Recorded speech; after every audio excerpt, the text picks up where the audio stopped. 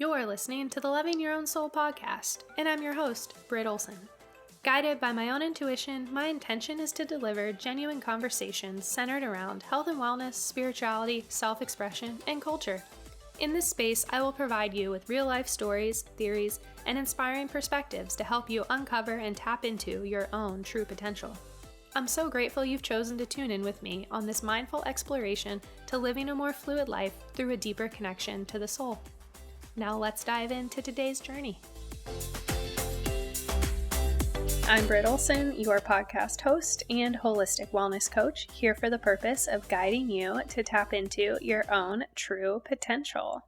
And today's conversation could not be more on point, as while I'm recording this, I just returned from my first trip in over a year, and I do have to say it also feels really good to be recording my intros again, even though it's been a couple weeks. I definitely have missed this. I love this space, which for some of you, so if you've known me before 2020, you would know that hopping on airplanes multiple times a year and even having months where I spend more days gone than at home is a huge part of who I am, who I was. I also relate this to my Sagittarius moon sign as well.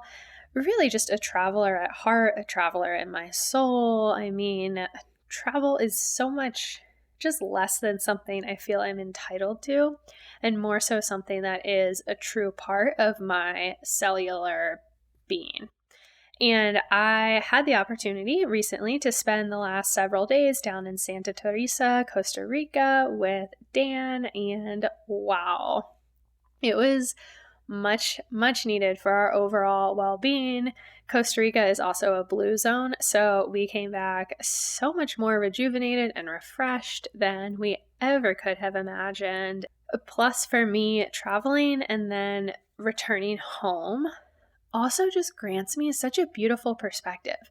It provides the space to really drop in, maybe get uncomfortable, maybe miss home or maybe not miss home, and overall just space to really feel in different ways. And then upon going back home, you really have this new sense of freshness about your current life, and everything seems to kind of glow differently, and a space and a routine that maybe felt so mundane feels new again. I always feel so much more present upon returning home from travel, and I really do now after having not traveled in so long. It's just, it's wonderful. And to that point, so another fellow nomad and really a true nomad at this present moment, Alyssa Lauren, who is a practicing astrocartographer, is joining us on the podcast today, and I'm so excited. I know so many of you have had questions about astrocartography, and I'm just so thrilled to bring Alyssa and this conversation here for all of you. For anyone who's not familiar, so astrocartography is pretty much just location astrology. It really helps you to find a location that will feel supportive to you. I'll really just let you get all the details from Alyssa in this episode, but that's the baseline of it. And I also can't wait to hear what y'all think of this episode, as Alyssa is just such a wonderful girl. She's so knowledgeable and so passionate, and I really just love her energy, and I know you are going to as well. So before we jump into today's episode, I did want to briefly touch on my April giveaway. So as some of you may know, April is my birthday month. I actually celebrated it last week, April 14th, and April is also the 11th month of the podcast. So in celebrating, I'm giving away a huge gift box filled with 11 of my favorite wellness tools. This includes the Work Your Light Oracle deck by Rebecca Campbell, products from Hum Nutrition, Hue Kitchen, Ecoa fruit bars, Tea Bella Teas, some Palo Santo, a Pura Vida bracelet, one of Gabby Bernstein's journals, just so many fun items. And it's really just my way of saying thank you to all of you for continuing to support me and my guests in this journey. So if you feel called to this gift box and inspired to leave a rating and review of the podcast, all you have to do to enter is simply subscribe, rate, and review the show over on Apple Podcasts, and then be sure to screenshot your review for proof and DM it to me over on Instagram at Loving Your Own Soul, and I will enter you in the giveaway. Simple as that. But if you're feeling extra inspired and want to share your favorite episode or conversation like today's with Alyssa, I will give you an extra entry. This giveaway is only happening during the month of April 2021. So if you're listening in real time, you have, where are we? Just over a week left to enter. So definitely be sure to. And the winner will be drawn and announced on May 1st. And I think that's it. Let's go ahead and jump into today's soulful conversation with astrocartographer Alyssa Lauren. Well, Alyssa, welcome to the Loving Your Own Soul podcast. I'm so excited just to hold space with you here today. I know this conversation is just going to be so beautiful. So thank you for being here. Yes, I was so excited to be here and to connect with your audience and to just share and connect with everyone. Yeah, absolutely. So for anyone who's not familiar with you, you are, and I'll kind of let you go into specifically your line of work, but I know one of the main areas you study and really guide people through is astrocartography. And you also just moved to Tulum temporarily, which is so much fun. Love Tulum so much. We were just talking about that before we jumped on here, of how it's kind of a little portal in and of itself. But how is life for you right now, whether in the work world, personal world? What's going on? It's good. Yeah, I've just been trying to listen to my intuition more because I feel like for a few months I was getting more back in the realm of ego around the new year. And then now I'm back in Tulum, where I was here in October, November of 2020. And it's where my Venus MC line is, where the circle, the zenith circle is. So it's cool. Also a portal regularly, but then a portal for me and my astrocartography energy. So just being back, I'm just trying to fully integrate into that divine feminine energy again and really feel into that and do a lot of healing work while I'm here, which obviously is a great place to do that if you're not familiar with the Tulum healing work energy. There's an abundance of it here. So yeah, that's kind of where I'm at right now, just taking it day by day and letting spirit guide me wherever that ends up being. I'm not sure. I love that. Tulum, the energy and the healing properties there is just so potent. And those who elect to work with the energies there, there's something special about them. So definitely just soak up all of that goodness. Love that for you. Yeah. Oh, thank you. I appreciate it. Yeah, people definitely have been getting the call to come here. Mm-hmm. I think it's one of those sacred activation places for people with the vortex energy of the cenotes here. So you can kind of just feel it when you arrive. It just feels different. Mm-hmm. And yeah, it's a good energy for sure. Do you have a particular modality or personal practice that you usually utilize when you're trying to kind of get out of that ego mindset and tap back into that feminine nature?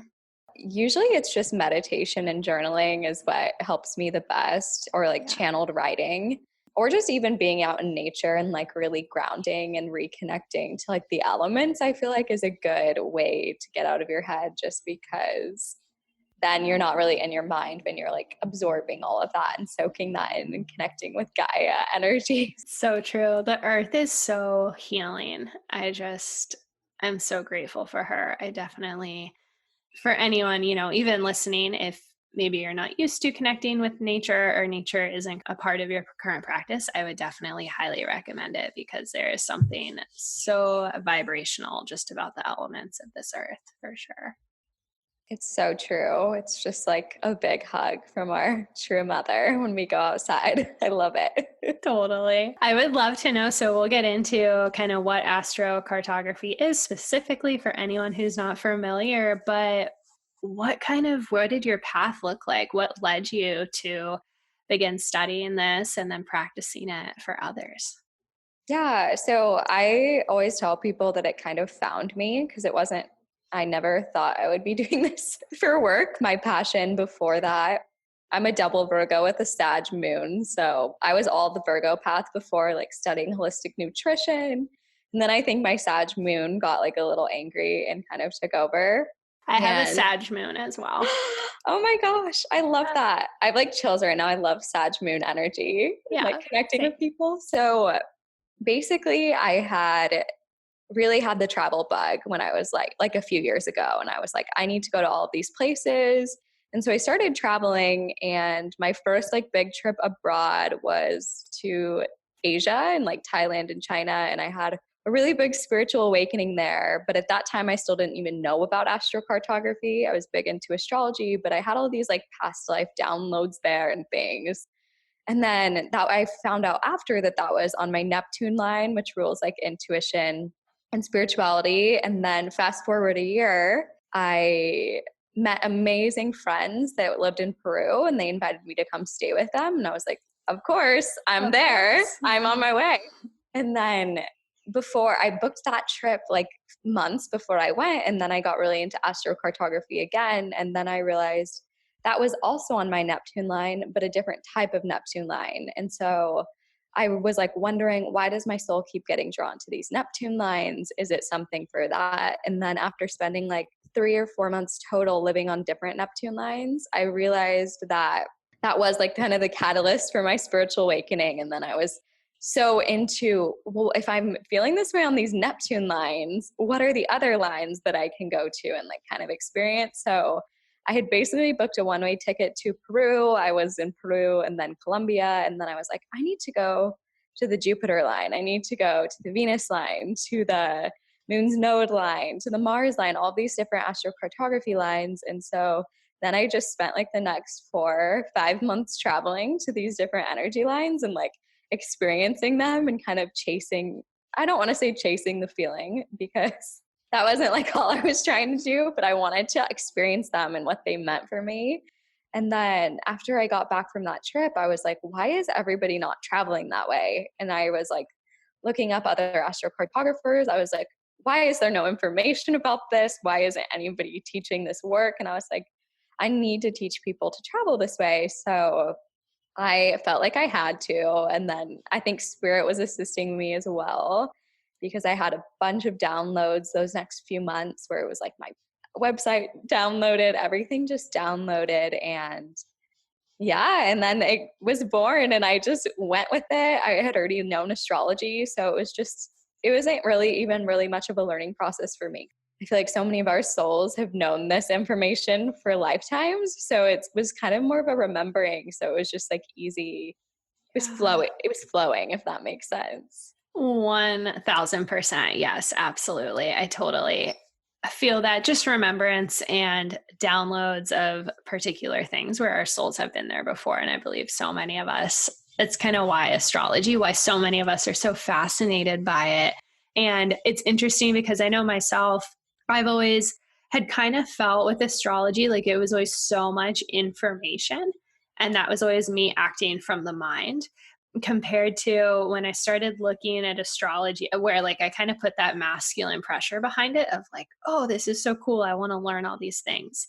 And it just felt like I was like, why do I feel like I read it and then I forget about it after the fact? But it was when I switched out of the mind and started just reading astrology from the heart space was then when it was like that remembrance came in and it was like, oh, this can be more fluid and more flowy. So I feel that Yes. completely. That's so beautiful. I love that description and that like journey that you went on to get to that place because I think so much of it is also a remembering. And especially when you're doing astrology charts, you're like tapping into the other person's soul because it's basically just a map of your soul. So you already know the information. And sometimes the like human language can get in the way of you fully understanding it from the heart space, like you said. So Yeah, totally. I also, when I had gone to Thailand for my first time, I've always felt so drawn to Asia back in 2016, I think it was. Yeah, February 2016, I went to Thailand for the first time. And in particular, Chiang Mai. When we got into that city, I was telling you earlier how Tulum felt like home, but Chiang Mai was like Oh my gosh. home on home on home. And I had a Yes. lot of just meditative experiences and kind of earlier like spiritual awakening experiences that I didn't understand at the time. And so much happened there. Oh But my I gosh. just, No, I love that. Did you go to Doi Ithanon National Park? It's like this Buddhist temple a couple hours outside of the city. I That was don't like where my memories and my downloads came in. So I was just curious. I don't know if we did. My friend Rebecca, who went with me, will probably listen to this episode, so she's probably laughing right now. But during one of my experiences, this teacher told us that there was this particular monk who could kind of help me understand and download these things. So we went, I just cannot remember which one it was, but it was definitely a bit outside. Like it became like a day long adventure to try to find It's this individual to amazing. speak with. So Wow. How cool is such that a fun place. experience? I love that. Yeah. So I love to just with you and your journey with traveling because I love to travel. Travel is such a huge piece The Sag of, Moon. I know completely. And it's so funny too, because growing up, I don't think my parents fully understood that need to travel. And it was kind of, we were mixed in with the era of MTV and like Sweet 16 and Laguna Beach. So there was definitely a little like self identity, like displacement, I think that takes place kind of in our teenage years, and particularly just that timing of it. So I feel like my need to travel kind of came from what looked like to an outsider of maybe a little bit of like an entitled place and kind of like, who is this little girl that thinks she needs to like travel the world? But for me, it was this like soul level cellular, like, I need to Yes. go travel and live in countries and be with other cultures and just like immerse yourself in other cultures compared to going to hotels and Yeah. things like that. So I literally have chills as you were saying that. And it resonates with me so much because that's how my upbringing was too. I had never been out of the country until I was 18. mhm. And I always just had this deep longing. And I think that's the Sagittarius moon where we just have this desire. And it's not about the materialism when you have that placement, it's about that searching for truth and wisdom that you can only find from those other experiences that exist outside of your comfort zone. So I think that's so Yes. beautiful. Oh, well said, for sure. So, for anyone who is very just confused by the term astrocartography, or this is the first time that they're hearing it said, which completely understandable, what specifically is astrocartography? So basically, like a simple explanation of it would be your birth chart is basically plotted over a map of the world. So whenever a planet lines up in the birth chart with the four axis points, the AC, IC, DC, and MC, they create these planet energy lines. So around the world, every person has different planet energy lines that are only in specific places, and everyone has like around 48 of them. So if you can imagine, there's tons of these planet lines and then other crossings. So every planet has different effects on you, obviously, whether that's like Jupiter, Venus, Saturn, or Neptune. And so you can travel or move to a planet line that is more specific to what you're trying to call into your life, or how you're wanting to feel, or how you're wanting to live, or what you're wanting to experience in that moment. Because obviously, and I think what's really interesting about astrocartography too, and you've probably experienced this too while traveling, you go to some places and you feel that feeling like this is home, and then other places just don't really vibe with you. And some people like love those places that don't really vibe with you, and it's hard to understand. You're like, I don't get it. Like, I thought I would like this place, but something about the energy feels off to me. And I always was very tapped into that. And I think astrocartography, then when you're traveling to places, you can be like, okay, I'm not feeling this place, even though it's beautiful because it's on my Pluto line.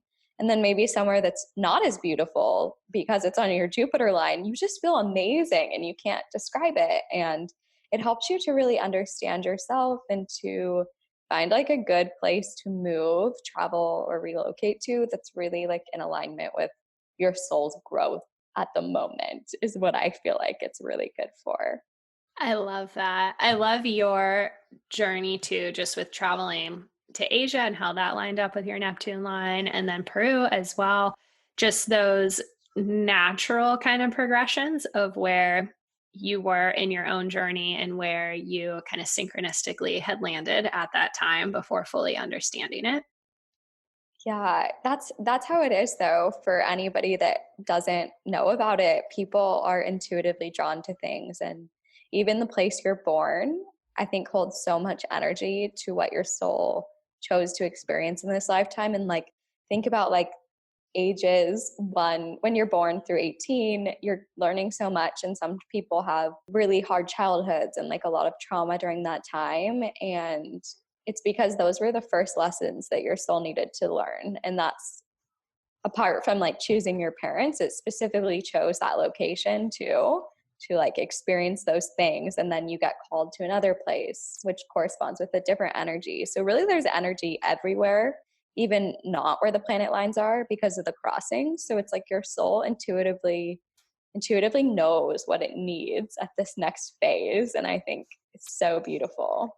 So beautiful. That's so interesting just looking at my own life because I was born in a location where we only lived for about a year and a half because then my mom had some big events that took place. So then moved elsewhere, met my stepdad and things like that, and then relocated to North Carolina, which was where I grew up from age 5 until age 18. So it's interesting just when you were saying that of looking back at the events of my childhood and how the events literally there were different events taking place at the different locations. So it's just a cool, Yeah. yeah. And your mom's chart too probably had a lot of correspondence to those energies, Yeah. and you're just like along for the ride. Like, I don't know what's going on, but I'm here.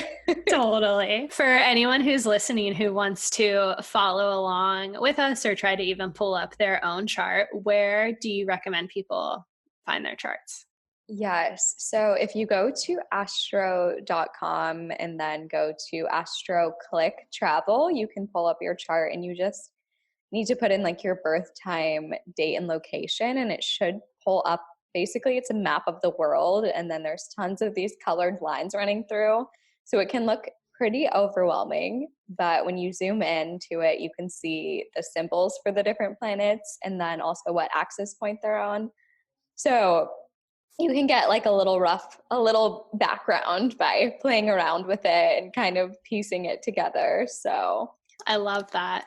Well, to kind of dive in, gosh, I mean, there's so much here. I also want to make note of the fact that I love that when you started discovering it, you then were intentionally choosing to travel based on your lines. I think that is really cool just because I've heard of people who have maybe, understood it and then that's where they end up moving, which is completely great. And I resonate with that as well. I just love the uniqueness of your story, which is totally that Sag moon where you're like, oh, I can now use this and actually go to different places and kind of see, just kind of like witness how that energy shifts. So it's just such a cool real life example of that.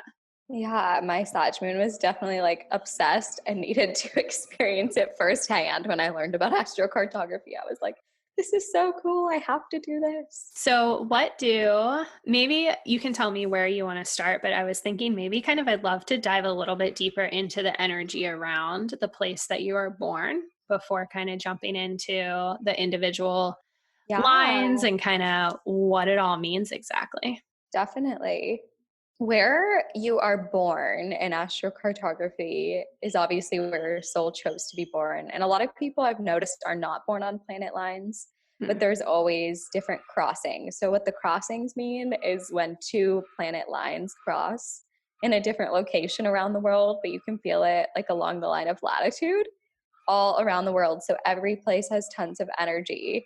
And depending on where you grew up, it really affects your development, your experience, and how your childhood was. So, say if somebody was born on a Jupiter IC line, I've heard one example of this, and they had such a happy childhood, like a super positive experience. Everybody was like supporting them. growing a very abundant life because their Jupiter IC line ran through where they were born, which means Jupiter was where the IC is in the birth chart.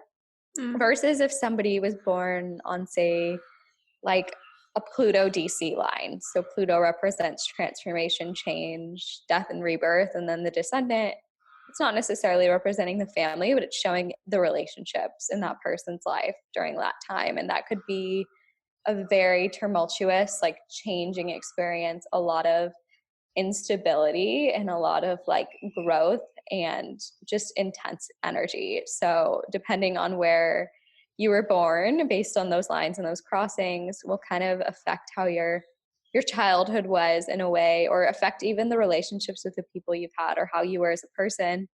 Because if it's on the AC axis, that means that you take on the qualities of that planet. So you were born on like a sun ascendant line, then you were probably a very like outgoing, outspoken person growing up. And then maybe you moved away from that and you were like, where did my light go? I don't feel as confident as I once did. So our soul chooses all of the experiences in our lives, really, I believe. And we, I think, intuitively know where we need to go and intuitively have this understanding of like what we need to learn. So it all kind of ties back into that.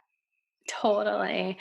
I thought it was interesting. And looking at my own chart, you mentioned the Pluto DC line. My Pluto line runs through Sri Lanka. And I was last year toying with the idea until the pandemic hit of going to do my yoga teacher training specifically in Sri Lanka. And it didn't end up happening with the pandemic. But with that, I did have a lot of other events that kind of shifted for me. But when looking at my chart and seeing that line, I was like, oh, that's so interesting. What kind of death would have kind of taken place in that experience for me? Yeah. And like if you're feeling called to go there, though, I think it's for a reason. And if it's supposed to happen, it definitely will at the right time. But the Pluto line, it's like that inner transformation and it activates some of your psychic abilities and you're really connected like to your core. And so it can be a positive experience if you're okay with the change, but for somebody that's not okay with the change and likes the stability, it would probably be more like of a tumultuous experience. Might feel very scary. Yeah, completely. Yeah. From like an opposite perspective, though, I do have a good friend who like lived on her Pluto line for a while, like without knowing it. And she really transformed in like a really positive way. And I feel like it like led to everything, every part of her life that she is now. It wasn't easy, but it was definitely worth it in guiding her to make that transformation. So Cool. That's so fun. So with where you are right now in Tulum, that I believe you mentioned was near your Venus line. Is that right? yeah, so there's like these circles on the lines in astrocartography called like the zenith circles, and they're where the line is felt at its maximum effect. And I have my Venus MC circle like around the whole Yucatan, like through Cancun and Tulum. And I was never really drawn to this area when I was growing up. I was always like, that seems too touristy for me. It's not the real adventure that I like. But then, like, obviously, I had to experience it because of astrocartography. I went here for the first time in October, November, and I was like immediately felt into that Venus energy, like craziest synchronicities and magic was just happening to me, and everything just felt so aligned. And I felt like this goddess, and I had never really felt this way before. So I was like, I love this energy. I am obsessed. And yeah, and then I left and I kept missing it. So then when I could move back now, which wasn't until now that it finally aligned with the universe and what I was supposed to experience, is yeah, I'm back and I've really been tapping into that again and feeling this like really strong feminine creative energy like flowing through me being on the Venus line and opening myself up to receiving more, which has been a block for me. So it's definitely serving its purpose in my life right now. Oh my gosh, that's so beautiful. That I love the way you can just And I completely resonate with that because I've felt that in different locations. But the way that you truly do just feel your energy just kind of radiating like symbiotically with your placements geographically. It's so cool. Oh my gosh, yes. Last time I was here, also like I'll be driving down the street and I'll see like all these signs that say Venus, or like someone had like the Venus soap. People Oh. like random guys were like giving me roses on the beach, and like I was just like, what is happening here? I don't understand this. So it's like, and I my friend like took a picture of me last time and I was on the beach and I was like, wait, this looks just like the Birth of Venus painting. And I like posted it to my Instagram because it literally like somehow the pose I was like doing looked just like this picture. I was like, and I didn't even realize it. I'd never seen the painting before. So it was just like, you truly become the planet line when you're on it. Like there's no avoiding it. It's going to encompass you in its energy, whether you want it or not. So be aware of where you are living or where you are going. It will affect you. Oh my gosh, that is so, so cool. I love that so much. I would love to kind of run down. So I know we've kind of chatted a little bit with like the Pluto line, the Venus line, we've touched on Neptune.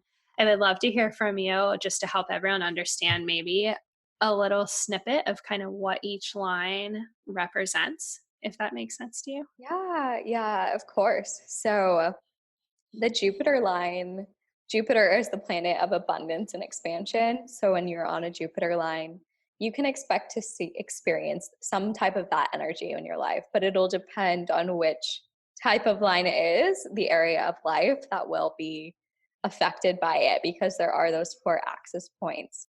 And so Jupiter lines are great places to like call in abundance or launch a business or kind of like tap into manifestation more or do things like this. A lot of people feel called to their Jupiter lines because they feel really good, but then they do expand other things. So if you go to a Jupiter line and you're not feeling good, it could expand that. Or if a Jupiter line runs parallel to a more challenging line, it could also expand that energy. So it's something to be aware of when you're going to one. But they're usually pretty positive, like magical places. The Venus lines, like I was kind of talking about before, represent like divine feminine, love, creative energy, just that free flowing like goddess energy that we all have that sometimes we forget about. So Venus lines are good places for connecting to that, or creating, or like falling in love, or just any of those types of things. Mars lines, Mars is like the masculine planet, right? And they represent our drive and ambition and that more like Aries, intense energy. So Mars lines, think like really masculine projects, like getting shit done and you wanting to really like hone in and like you're super driven to do something, nothing's stopping you, that intensity. But what also comes with that intensity, like burnout and sometimes like aggressive behavior because you really want to get it done. And so Mars lines have the positive of being good places to start new things, but they also have a negative side too, which is that more like aggressive, especially if you're on a Mars descendant line where the other people are representing that energy to you. It can be kind of overwhelming. You kind of like just want them to calm down and like take a step back. You're like, whoa. And then the Saturn lines, Saturn is like that serious, intense energy that's like rebuilding structures, is what I think about. Government, order, just like a serious, more dense energy. And Saturn lines can feel a little bit heavy when you're on them. You can feel weighed down by your surroundings, especially it could be your work or a person or a situation that is weighing you down and making it seem like you can't have fun, which is not ideal for me. But somebody that's more serious all the time might like a Saturn line and like feeling into that energy.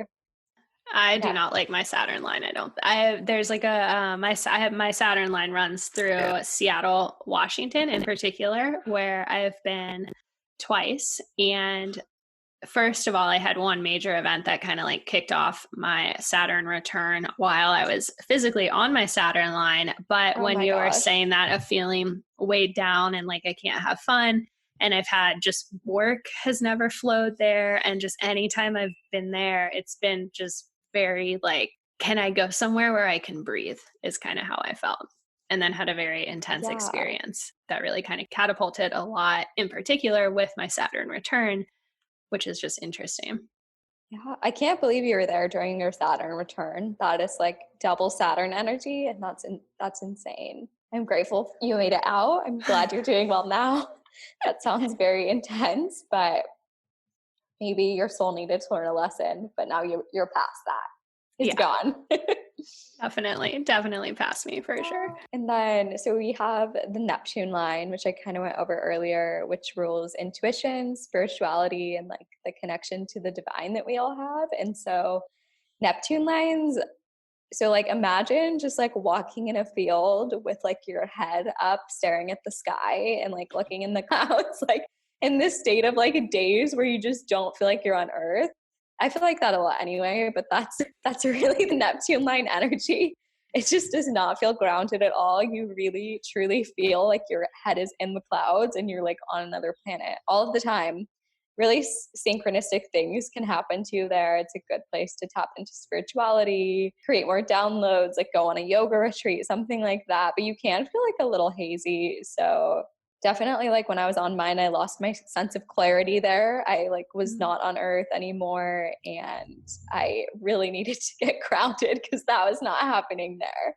Interesting. Then, That's so good to know, especially for, if you do feel overwhelmed by that energy when on your Neptune line, kind of understanding the need to like ground down in that process and how important like a physical grounding could be.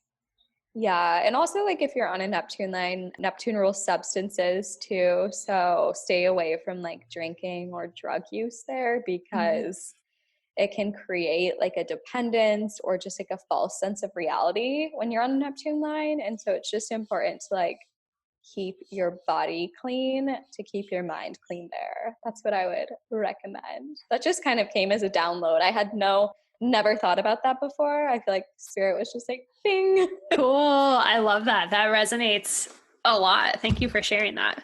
Yeah. And then Uranus lines. I like to think of Uranus as like the rebellious, like teenage years where you just want to like break free from the system and try something new that like hasn't been done before. Just completely different, like new technology, innovation, creativity.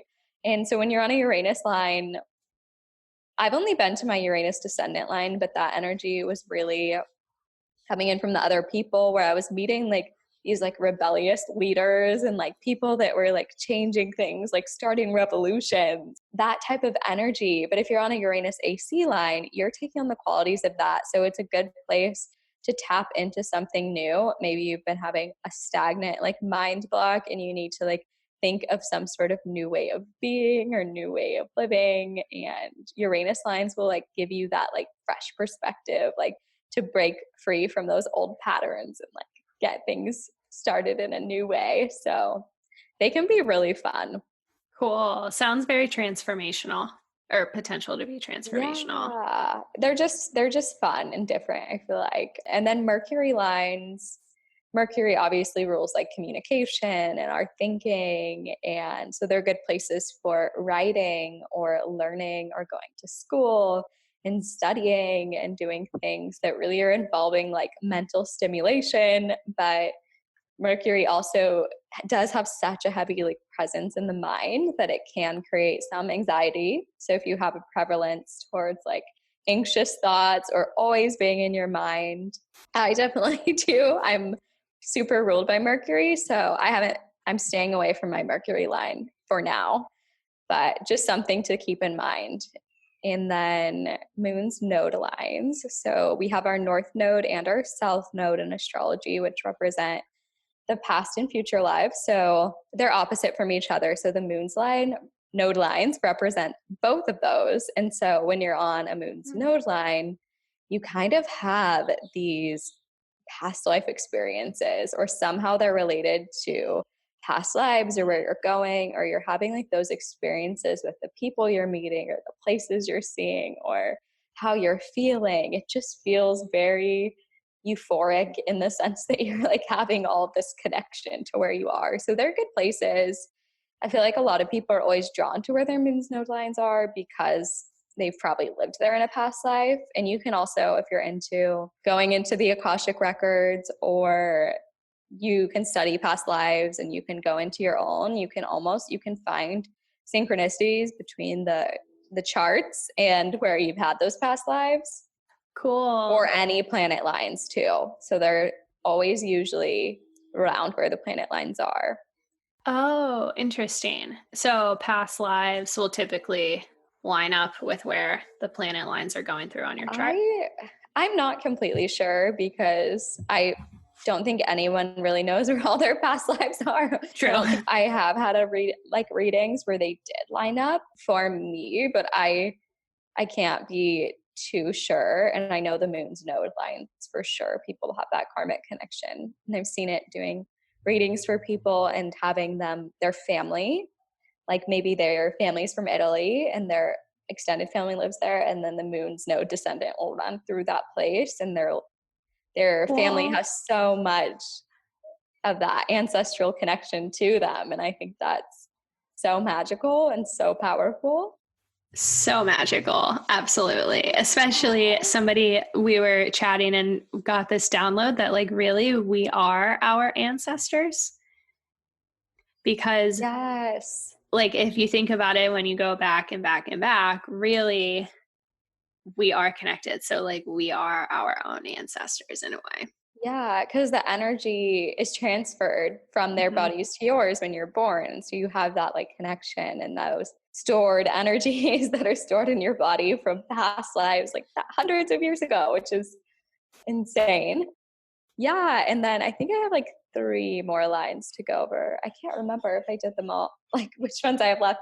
Chiron line. So Chiron's the wounded healer. When you're on a Chiron line, you can expect like a lot of healing, or the people that are coming into your life kind of representing your wounds. So think about like inner child wounds or something, or your insecurities almost. I don't want to say that, where when you're on like a Chiron line, they can be brought to the surface and can be felt more.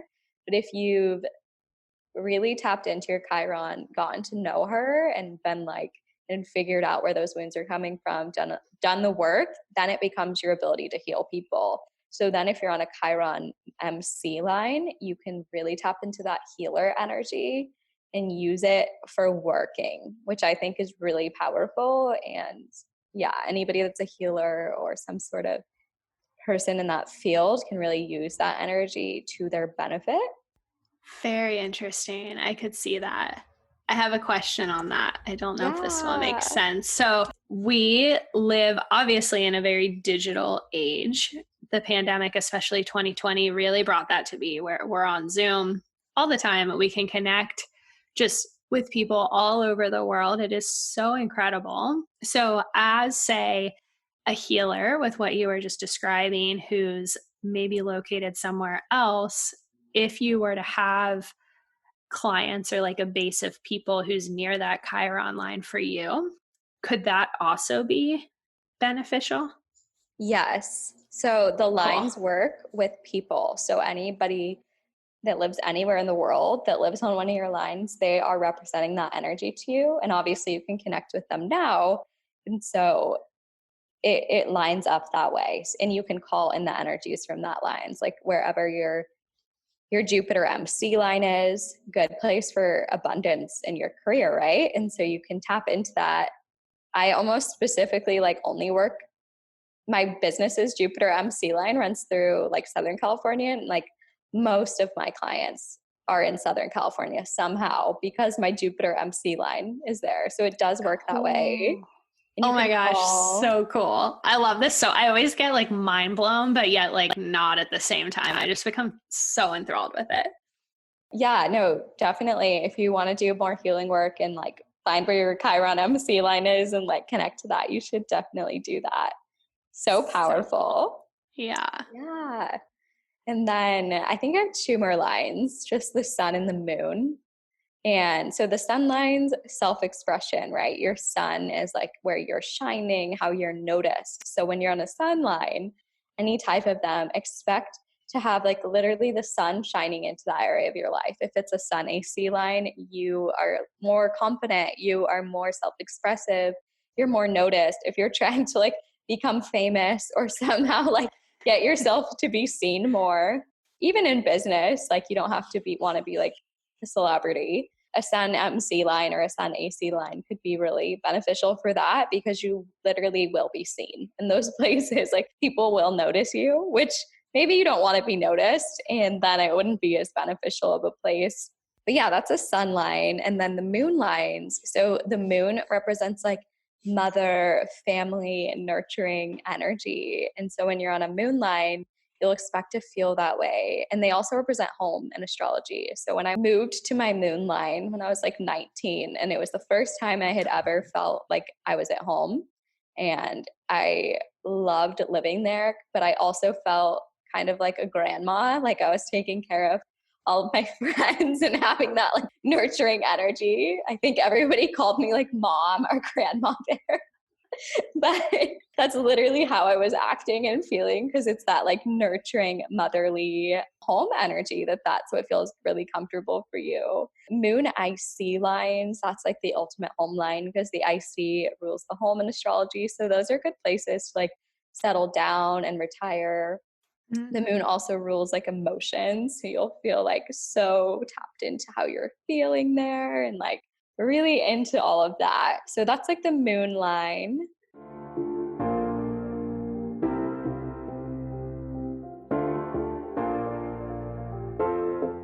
As humans, we want to naturally grow and to experience change.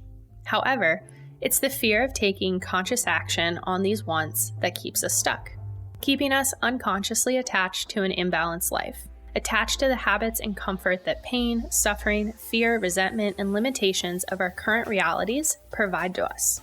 Whereas in reality, our true home, our real home, resides in a world of balance, a world we are aware of, yet also free of anything that no longer serves us.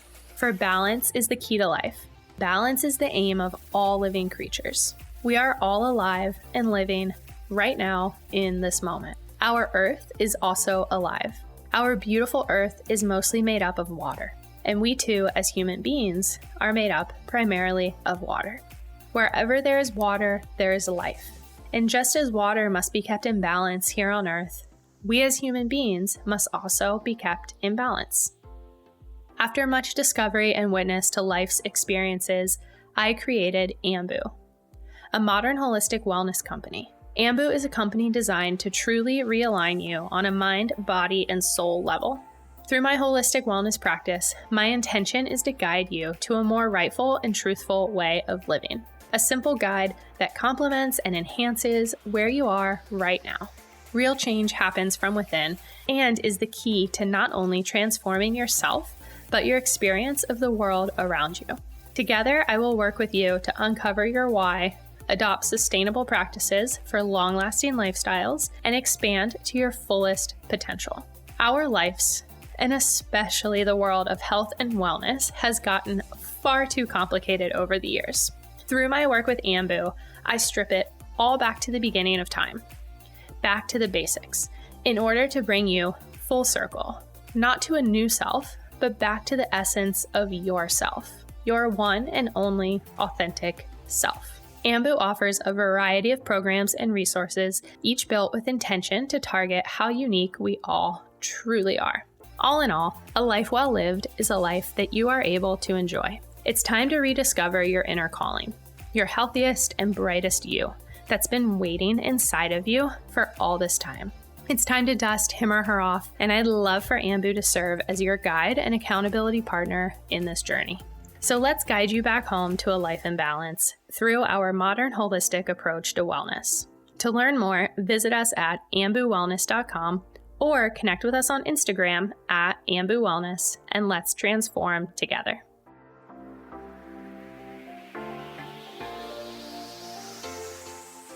And then the Pluto line is, we talked about that earlier, death and rebirth, transformation and change. Think of like that Scorpio intense energy, keeps a lot of things hidden beneath the surface, but really needs to like retreat, but also has the ability to completely transform those things, like being the alchemist. So Pluto lines will be very transformational, very abrupt. They really shake things up, but they're really great to like start afresh or create something new or step out of an old way of thinking, because the eighth house, Pluto and Scorpio, rule psychology. So if you've been struggling with a psychological issue or something, a Pluto line will trigger that. But then using the trigger, it could transform it as well. So yeah. So cool.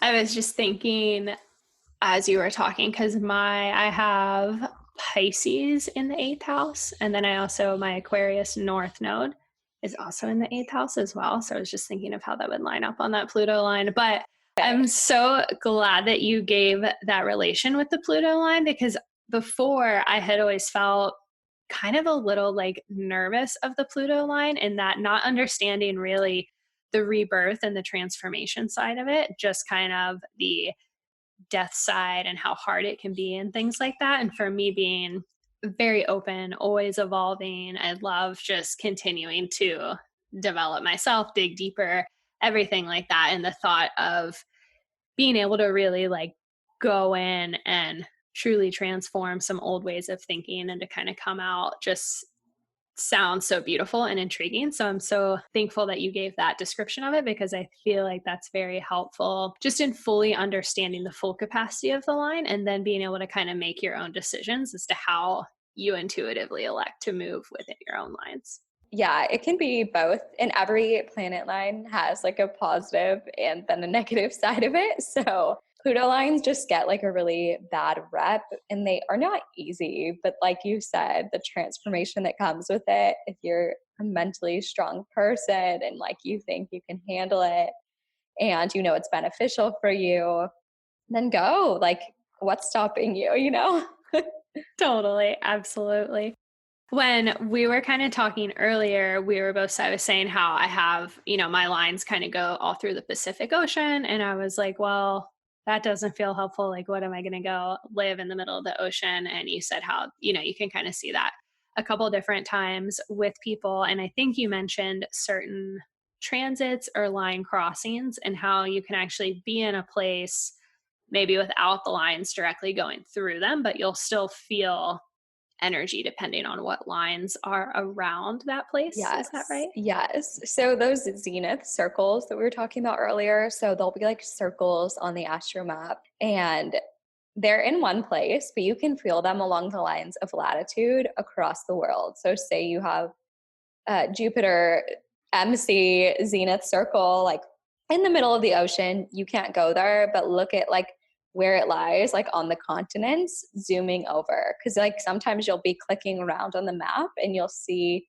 hey, this says like Jupiter's in zenith, but this is in, I don't have a Jupiter line near here. And it's because it's at that same line of latitude, and those places can feel like you're on a minor line. So I'm not going to say they're like as powerful as a line, but they do have the same energy. So you're almost as if it's a line is there if it has a zenith one.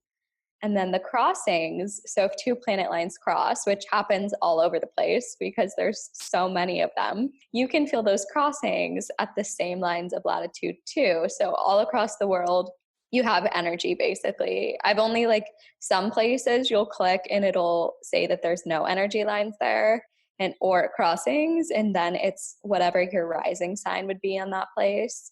So how it works too is like when these planet lines are showing the relocated birth charts, that's how these lines are getting created. So no matter what your rising sign is in where you're living now, it's going to change when you relocate. So maybe you're a Scorpio Oh, rising and then you travel to a different part of the world. And then now you're an Aries rising. Like it can change drastically. And I think you're still always what you were born with, but you'll take on the minor influences of where you are and it'll kind of affect things. So, fascinating. Wow, that just like takes it to a yeah. whole nother level.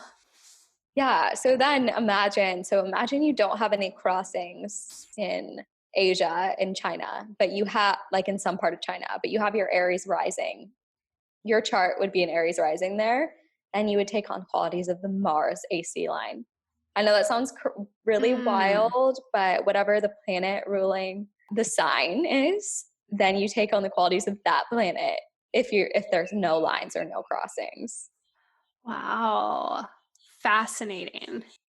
So many things. I feel like it's so many things. So So many things. It also just takes astrology to such another level in understanding, especially I think it's interesting, like the journey through astrology, because for most of us growing up, we only ever hear about our sun sign until a certain point in age. And so I'm an Aries sun and Sag moon, Cancer rising. And I always felt a little bit of like a disconnect from that kind of Aries energy until understanding and then everything else that goes into my chart.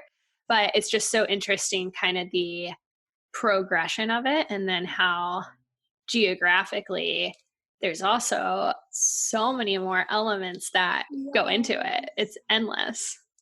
Yeah, it is wild. Yeah, I definitely feel the Cancer rising energy more than the Aries energy from you. You don't seem as Aries as some people do. Yeah, I get that a lot.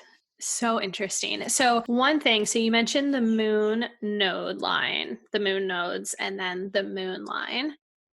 Is there any, do people like commonly confuse the two? Because they're obviously totally separate from one another. You can confuse the two, and there's one thing that they have in common, I think, is they're places that feel familiar versus like the moon line. Your moon in your chart is your emotions, so that really feels like home. It feels familiar in that way.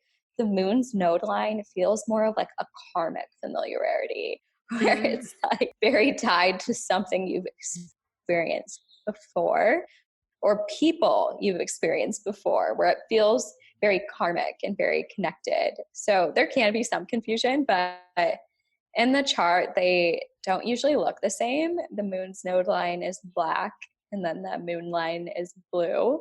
So I think it should be easy to distinguish them. And you can always click and on any place in the world by using this map, and it'll show you like a brief description. But it's important to do it with your own birth chart because whatever planet in your birth chart, it's in a specific sign, right? Like you're a Aries sun. When you're on a sun line, you're going to take on that Aries quality. Even though it's a sun line and that's ruled by Leo, you're going to take on the Aries expressive quality. So you'll be more Aries. So it really corresponds. And then transits too are something to keep in mind. Say you have Pluto transiting your sun right now, just like as an example. If you had Pluto transiting your sun in any way, if it was squaring or conjunct or opposition, your somehow part of yourself is transforming during this time, right? Because that's what's happening in the birth chart. But then when you're on a sun line, that is all that is happening for you, this deep transformation of self. Maybe you're self-expressive in like a new, deeper way, but these transits will really change things. So when you are looking at the map, make sure to look at the transits and to look at the signs. The houses will be changed, obviously, because it's relocated charts, but just keep that in mind for when you're looking at it. So cool. Oh my gosh, this is so much fun. So, one question for you, obviously, with everyone kind of taking this and like bringing it into their own life is very individual and things like that. But I know in this last year, just a few of us are kind of looking to make moves or make changes and kind of really understand like there's no time like the present, and just a lot has been brought to the surface. If anyone right now is, they feel that need, like they want to move but they don't know where to go, is there any way, any advice that you would have, just kind of broad term, of maybe utilizing astrocartography to kind of help that decision process? Definitely. So some people, depending on what you want to call into your life, certain planet lines will be good for different things. And obviously, you could go to a Jupiter or a Venus line because those are technically easier. But sometimes your soul needs something else that's not. And so, really, like tap into what you're feeling into. Like, how are you feeling in this moment? What are, like, make a list of things you want to actively call into your life, and then make a list of locations. And that's usually that's what I always tell clients to do before they book a session with me, because they got to have some specifics or it will like literally last forever. But yeah, so like make a list of like some things that you want to call into your life, and really also tap into your intuition, because maybe you don't have any lines in the place that you're intuitively being called to go, but maybe you have some really good crossings there, or maybe it just feels like what you need in this moment. And like always listen to that like intuitive feeling, and then you can use the lines to like see where they are and if that's possible. Because some people, like especially like I've seen people that live in the US and they don't have like hardly any lines in one place. They'll all be in other areas. So it's like, what do I do if there's no lines running through my country and I can't leave the country because there's a pandemic? Move to wherever feels good for you and whatever you're feeling intuitively. And then you can call in the energies from other places by connecting with people that live there, or listening to podcasts, or journaling, or using visualization. Just things like that will help calm the energy. But listen to your intuition. That would be my biggest piece of advice for people. Yeah, I love that concept of really calling in the energy from these other places, because sometimes I get a little just kind of antsy of not really wanting to be somewhere else, but just wanting to understand like the entire world, or understand all these different parts. Or even looking at my own chart, I was like, oh my gosh, there's so many places I haven't been before that I need to go to. And just all these inner callings and things like that. Or like for me, we were talking about Thailand earlier and Tulum. And I just think it'd be so nice to then, from a visualization and energy standpoint, of really utilizing that approach of calling in those energies and connecting with people Yes. from that location. Yes, because like for you, you said Chiang Mai felt like super powerful for you. And like you remember the way you felt there, right? And Mm-hmm. that's a frequency, right? Every line, every area, everything has a frequency. Remember that frequency, and like you'll remember that. And so that's the energy you're tapping into. Like, how did you feel in that place? What was the frequency like? How did it feel for you? And then like feel into that, and you'll start to like really embody it no matter where you are by just remembering. So cool. I love that. Have you utilized that personally in any specific way? Like I was saying before, I always work with people from my business, because you can do these charts for a business or something if you know the time you started your business. And so I use the time I like first started creating my website, because that was the first thing I did. Mm, And if you do that, you need to do, if you can find the first thing you did, and like you'll feel into it if you're intuitive. And yeah, so I always call in the energy from my business's Jupiter MC line, and every time I'm visiting there, or I always work with people that live on that Jupiter MC line, and I kind of like actively know that, so I like tap into that energy a lot, and I reach out to people more that live in that area, and they reach out to me. So you can just tap into that and like feel into how it feels, that sort of shift, that sort of energy around that place. so cool. I was just even thinking of like a new way to do vision boards, and create your vision boards based off of your maps and things like that, or based off of your Love lines of putting like, oh, I want these clients and these testimonials from them that are like, for you, that would be from Southern California. And then the Jupiter with abundance and like manifesting that. I think Jupiter was abundance, right? Expansion. Yes. Yeah. Oh my God, I love that idea. I've never thought of That'd be that. so Oh my cool. God, That just that sounds flashed so through. fun. I know. Now I'm like, Wow. I need to find a big That would be map. so cool. Or like for people wanting to call in like love or like a Mm, partner, people often find people from their Venus descendant line, and that's the other people expressing that loving energy to you. So like find where that line is and like tap into that energy, and maybe that will help you like manifest your soulmate. I don't know. But yeah. Put all like the qualities that you want on there and yeah. their hobbies and stuff. Just make these So like fun. different planet vision boards for everything you want to call in. I love that idea. That's amazing. We'll have to do that. Yeah, that would be so fun. Like I want to create like a Zoom group chat where we all just sit in our sit in our living rooms and build these planet manifestation boards. So it'd be so fun. Yes. Oh my gosh, we should do that. We were talking before our mutual friend Leia, and I know she would be totally down for that. Oh And my God, so many yes. other people. We should do this. Yeah, we Or should you should definitely do host it it. as like an event or See, something. I want to. You literally brought it to my mind, my awareness. Like, thank you. So grateful. Yeah, absolutely. Oh my gosh, Yay. absolutely. This was so fun. Well, before we kind of start wrapping up and closing out our episode and things like that, for anyone who is just drooling right now and would love to get a reading from you or connect with you further, where can people find you and what are some of your offerings and ways that you kind of share this information? Yeah, so you can find me on Instagram at nomad_astrology or on my website at nomadastrology.com.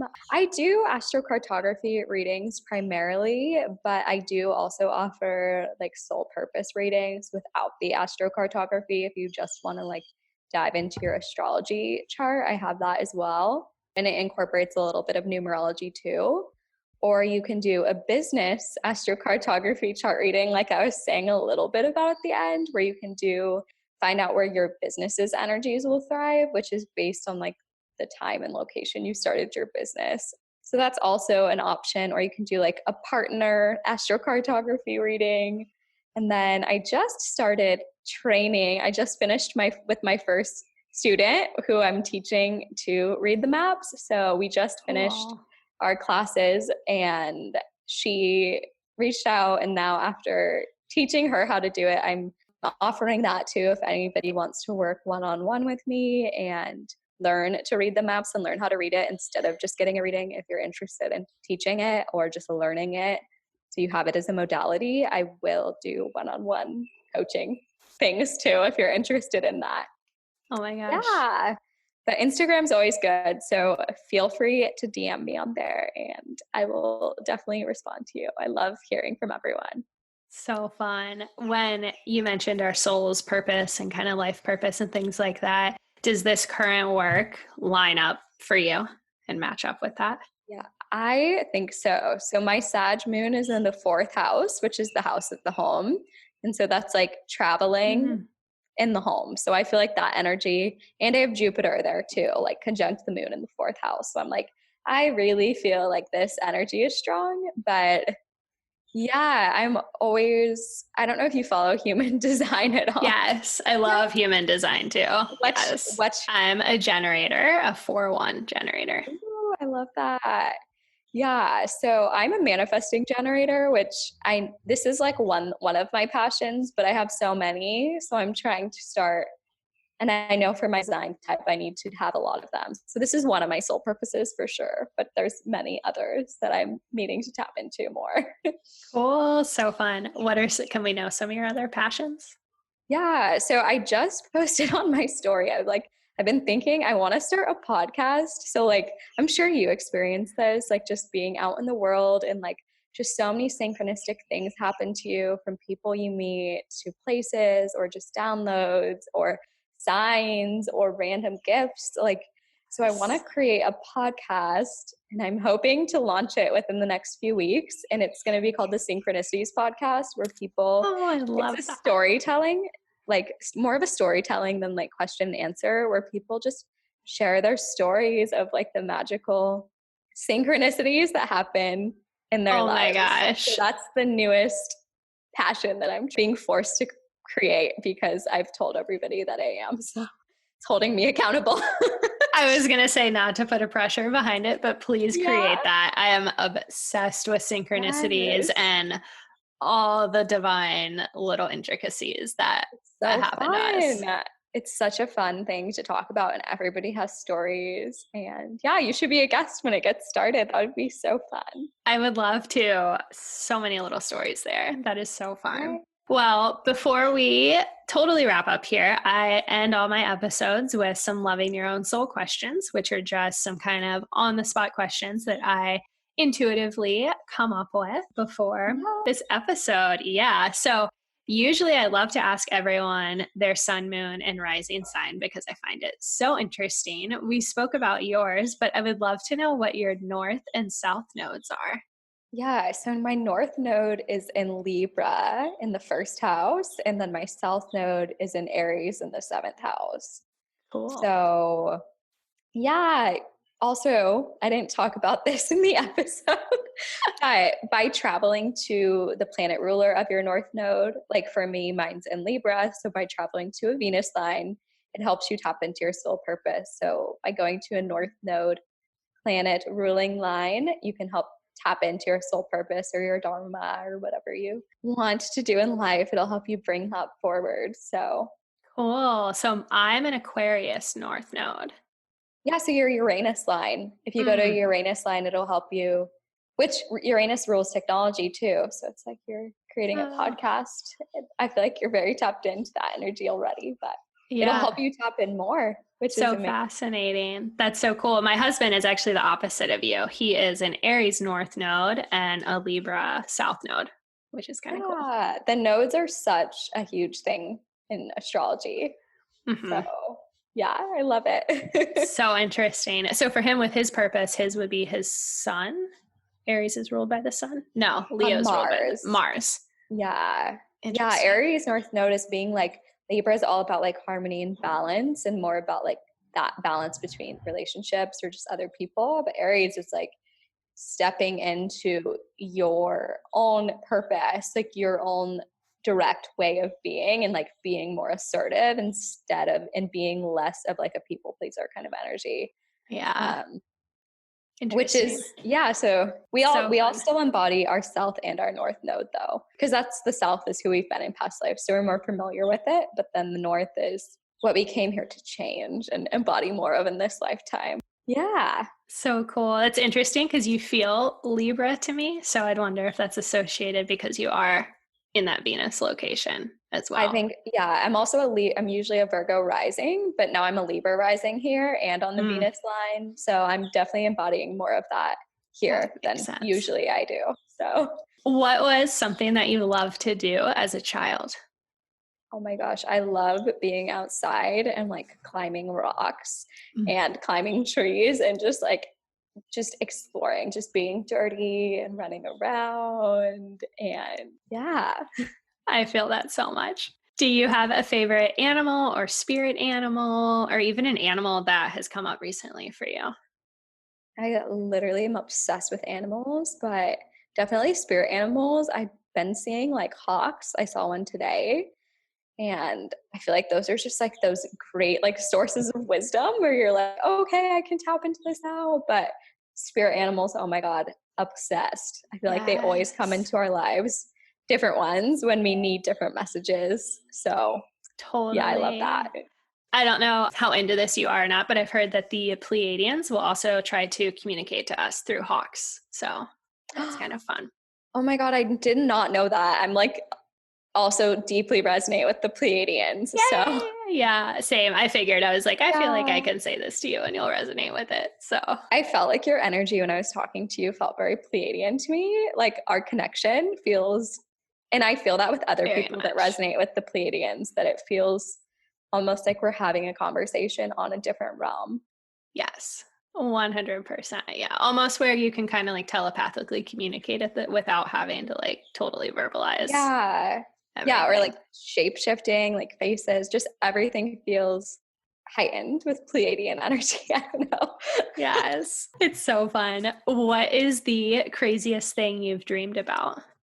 Or if you've ever traveled in your dreams, definitely feel free to share that experience if I you're comfortable. haven't I haven't gotten into astral projecting or astral traveling. I need to like learn more about how to do that because I'm so intrigued. I don't usually remember my dreams. I can't, but I daydream a lot. So I feel like that's my source where I'm always head in the clouds thinking of other realms. Like I feel like I'm always not on earth, like looking above my body.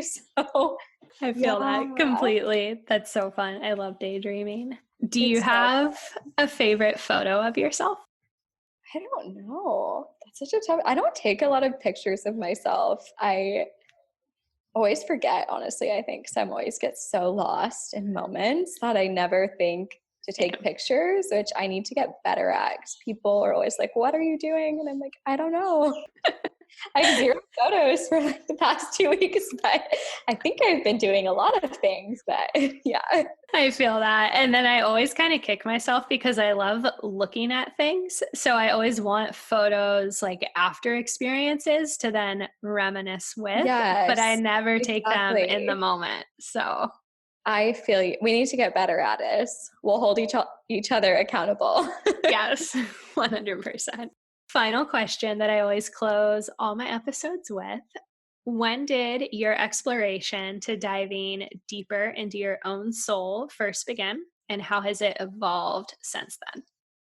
Wow. Okay. So I first got really into spirituality when I was like 17, and I had all these like downloads go raw vegan. This sounds so random, but so like I went like raw vegan, and I was like basically living off like fruit and juices for a few months, and like my clarity, I think my third eye opened during that time.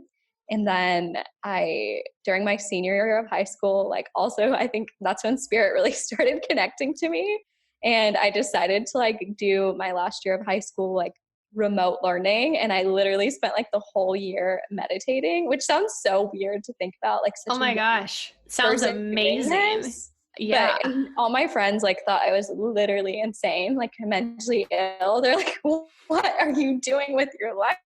So that's when it really started. And then, yeah, during the years, I think it was all those societal pressures, which everybody experiences, like, you need to do this, you need to do that. And then you force yourself, and you force yourself for so long. And then I did that for so many years, like 7 or 8 years. And then finally my soul broke down and was like, nope, you cannot do this anymore. Like, I think it was like making me physically sick even by not Same. listening to myself. So I was like, okay, it's time to just drop all of this fake shit. Let's reconnect to the person that you knew you wanted to be back when you were 17, meditating and drinking your green juice, like in the woods. Like, and then I like reconnected back to her and my inner child. And then finally it was just like, nope, I'm going to do life on my own terms and live the way I want to. So now I'm doing that, but it's been a hard, not an easy journey getting here, but everybody I know feels that way about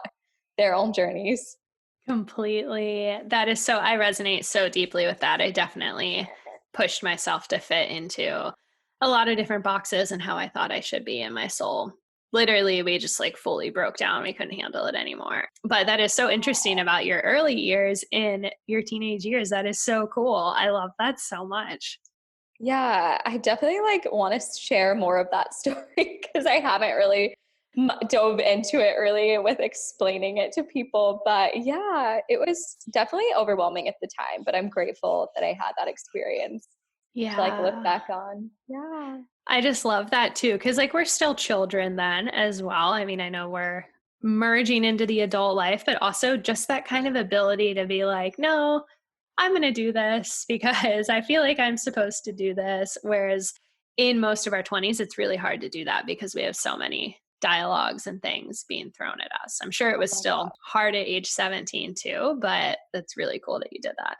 Yeah, it was definitely it was definitely like I think less challenging at that time than like in the 20s, Hmm. because I felt like I didn't have as much pressures. Like I was kind of like already at that moment, like I don't really care about people in my hometown. Like I was so tapped out of where I was. But then once I went to college, then I definitely like merged back into the real world, into trying to fit in and like suppressing my spiritual side like as much as possible. And then almost like losing all my gifts, and then being like, wait, this is so sad that people feel that they have to be a certain way or not be themselves or hold back from like full expression because they want to fit into this box. But now the box has exploded open for everyone, I think, and everybody is finally being like, nope, this is the age of Aquarius. I have to be myself. Like I have to fully show up as that. Like there is no other way. And I'm just so happy that it's 2021 and we all get to experience this collectively. So yeah. Me too. I'm so happy. It's such a beautiful time. I love seeing it so much, and I cannot wait to see. I know we'll still have lots of growing pains and things like that, but just this whole rising of the collective is so exciting and so empowering. So, Yeah, it feels good. Like, I think everybody's feeling it. It feels good. It's here. It's happening. We're a part of it. We're anchoring it in. It's so good. Yeah. yes. Well, Alyssa, thank you so much for coming on the podcast and sharing with us and teaching all about astrocartography and a little bit about your story. This was so wonderful. So, thank you. Thank you for having me. I loved talking with you and our connection, and I'm excited for your listeners to hear and learn about astrocartography, because everybody needs to learn it. Everybody should. What a fun conversation. Alyssa is so knowledgeable. That was so incredible. I love all these conversations. I hope that all of you do as well. I know you do, but they're really fun. So definitely check out your astrocartography. Would love to know if things are lining up for you, if they're not lining up for you, your thoughts, experiences, all the things. Such a fun topic. And as always, do be sure to enter to win my huge wellness gift box this month, which is filled with 11 of my favorite items. All you have to do is subscribe, rate, and review the podcast. And you will get a bonus entry if you also share your favorite episode with us on social media. Be sure to screenshot your proof and send it to me as your entry on Instagram at Loving Your Own Soul. Thank you again for tuning in and being a part of this community. I look forward to continuing the journey with you again soon.